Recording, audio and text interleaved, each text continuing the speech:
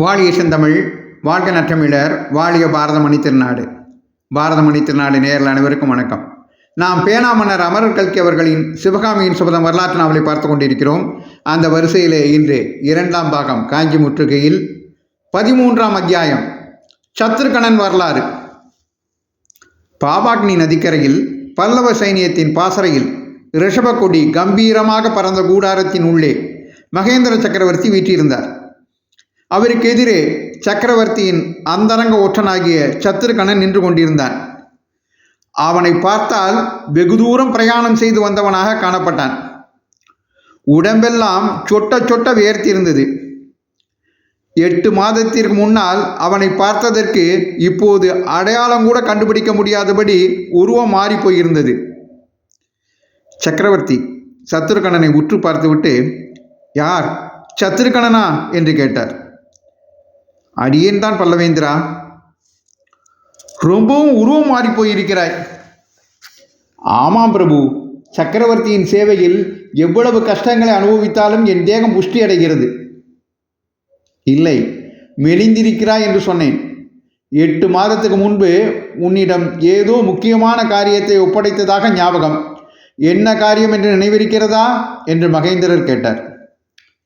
சத்ருகணன், நன்றாக நினைவிருக்கிறது பிரபு, வேறு நினைவே எனக்கு கிடையாது என்றான். மறந்தது நான் தான், கொஞ்சம் ஞாபகப்படுத்தி பார்க்கலாம் என்றார் சக்கரவர்த்தி. பிட்சுவை பின்தொடர சொன்னீர்கள். ஓஹோ, அப்புறம்? ஆயனரை கவனிப்பதற்கு ஆள் போட சொன்னீர்கள். அவ்வளவுதானா?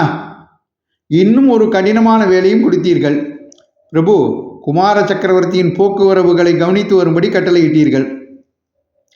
ஆம் ஆம், ஞாபகம் வருகிறது. ஏதேனும் முக்கியமான தகவல் கிடைத்தால் நம்பிக்கையான ஆள் மூலம் செய்தி அனுப்ப சொன்னீர்கள். மிக முக்கியமான செய்தியாயிருந்தால் என்னையே நேரில் வர சொன்னீர்கள். அப்படியானால் மிக முக்கியமான செய்தி இப்போது கொண்டு வந்திருக்கிறாய் போலிருக்கிறது. ஆம் பல்லவேந்திரா, வேறு யாரிடமும் அனுப்ப முடியாத செய்தி. அதனால்தான் நானே வந்தேன். ஒவ்வொன்றாக சொல் பார்க்கலாம். சத்ருகணன் நாகநந்தியை தான் பின்தொடர்ந்தது பற்றி முதலில் சொன்னார். அந்த வரலாறு பின்வருமாறு. நாகநந்தி பரஞ்சோதியிடம் ஓலை கொடுத்து அவனை நாகார்ஜுன மலைக்கு போகும்படி அனுப்பிய பிற்பாடு தெற்கே கிளம்பி போனார். சத்ருகணனும் அவரை பின்தொடர்ந்து போனான். கெடில நதிக்கரையில் அடர்ந்த காடும் சிறிய குன்றுகளும் சூழ்ந்த ஓர் இடத்தில் கட்டியிருந்த புத்த விகாரத்தை அடைந்து சில தினங்கள் தங்கினார். அங்கே இருந்த புத்த பிட்சுக்கள் சிலருக்கு ஏதேதோ செய்தி சொல்லி நாலாபுரமும் அனுப்பினார். அவர்களில் ஒருவர் உறையூருக்கும் இன்னொருவர் கங்கராஜ்யத்தின் தலைநகரான தலைக்காட்டுக்கும் சென்றதாக தெரிந்தது. பின்னர் நாகநந்தி மறுபடியும் தெற்கு நோக்கி பிரயாணமானார். கொள்ளிடத்தையும் காவேரியையும் கடந்து நாகப்பட்டினம் சென்றார். அங்கே இருந்து மதுரைக்கு பிரயாணமானார். மதுரைக்கு நாகநந்தியும் சத்ருகணனும் போன சமயம் மாரவர்ம பாண்டியன் கடும் நோய்வாய்ப்பட்டு இன்றைக்கோ நாளைக்கோ என்றிருந்தான். அடுத்தபடி பட்டத்துக்கு வர வேண்டிய இளம்பாண்டியனுடைய கட்டளையினால் அயலூர்காரர் எல்லாரும் சிறையில் அடைக்கப்பட்டார்கள். நாகநந்தியும் சத்ருகணனும் ஒரே சிறையில் இருக்கும்படி நேர்ந்தது. அங்கே பிட்சுவுடன் சிநேகம் செய்து கொண்டான். அவர்கள் சிறையில் இருக்கும்போதே மாரவர்மன் காலமாகி சடையவர்மன் சிம்மாசனம் ஏறினான். பின்னர் அவர்களுக்கு விடுதலை கிடைத்தது. நாகநந்தி புதிய பாண்டியனை சந்தித்தார். அவர்களுக்குள் பல தினங்கள் பேச்சுவார்த்தை நடந்தது. இதற்கிடையில் மாமல்லருக்கு பெண் கொடுக்கும் விஷயமாக காஞ்சிக்கு போன தூதர்கள் திரும்பி வந்தார்கள். மறுபடியும் சில நாள் நாகநந்திக்கும் சடையவர்மனுக்கும் சம்பாஷணை நடந்த பிறகு பாண்டியன் நாடெங்கும் படை திரட்டும்படி கட்டளை பிறப்பித்தான். நாகநந்தி பிறகு மதுரையிலிருந்து கிளம்பி வடக்கு நோக்கி பிரயாணமானார். சத்ருகணனும் அவரோடு புறப்பட்டான். வழியெல்லாம் புத்தபிட்சு பெரும் சிந்தனையில் ஆழ்ந்தவராய் காணப்பட்டார். காவிரியையும் கொள்ளிடத்தையும் தாண்டி அவர்கள் கெடில நதிக்கரையில் இருந்த புத்த விகாரத்திற்கு வந்து சேர்ந்தார்கள். இதற்குள்ளாக சத்ருகணனுக்கு புத்தபிட்சு தன்னை ஒற்றன் என்று தெரிந்து கொண்டிருக்கிறார் என்ற சந்தேகம் உண்டாகியிருந்தது. அச்சமயம் அந்த புத்த விகாரத்தில் ஏற்கனவே காஞ்சி ராஜவிகாரத்தில் இருந்த இளம்பிட்சு இருந்தான். அந்த இளம்பிட்சு சத்ருகணனை வெறித்து வெறித்து பார்த்ததிலிருந்து சத்ருகனுடைய சந்தேகம் உறுதிப்பட்டது. எனவே அன்று இளம்பிட்சு சத்ருகணனுக்கு அளித்த உணவை அவன் உடனே சாப்பிடாமல் நதியின் வெள்ளத்தில் கொஞ்சம் போட்டு பார்த்தான். அதை சாப்பிட்ட மீன்கள் உடனே நீல நிறமாக மாறி செத்து தண்ணீரில் மிதந்தை கண்டான். அன்று இரவு நாகநந்திக்கும் இளம்பிட்சுவுக்கும் தெரியாதபடி அந்த புத்த விகாரத்தையும் அதை அடுத்திருந்த குன்றுகளையும் சுற்றி பார்த்தான். குன்றுகளில் குடைந்திருந்த இரகசிய குகைகளுக்குள் பல வகை போர்க்கருவிகள் சேகரித்து வைக்கப்பட்டிருப்பதை கண்டான். குன்றுகளை சுற்றி வந்தபோது ஓர் இடத்தில் கேட்டவுடனே இருதயம் நின்று போகும்படியான அவ்வளவு பயங்கரமான சீரல் சத்தத்தை கேட்டான். 1000 நாகசர்ப்பங்கள் சீறுவது போன்ற அந்த சத்தம் எங்கிருந்து வருகிறது என்பதை கண்டுபிடிக்க அவனால் ஆனவட்டும் முயன்றும் முடியவில்லை.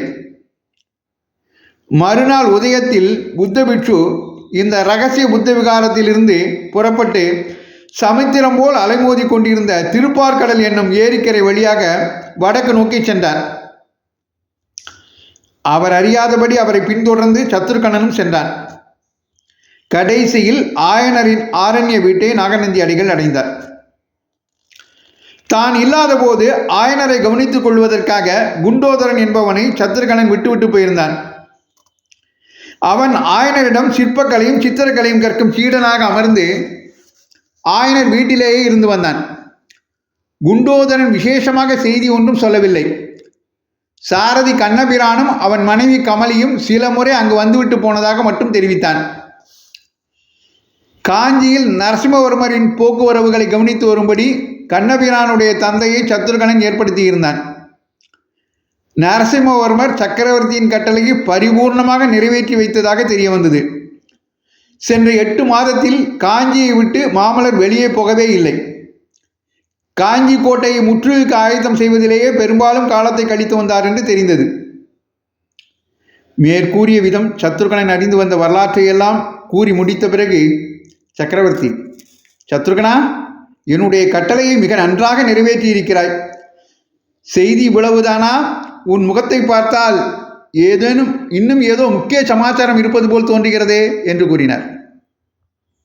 ஆம் பிரபு, சில ஓலைகள் கிடைத்தன. அவற்றை தங்களை தவிர யாரும் பார்க்கக்கூடாதென்று நேரில் கொண்டு வந்தேன். ஓலையா? என்ன ஓலை என்று சக்கரவர்த்தி வியப்புடன் கேட்டுக்கொண்டே கரத்தை நீட்டினார். பல்லவேந்திரா, ஒருவேளை நான் செய்தது குற்றமாயிருந்தால் மன்னிக்க வேண்டும்.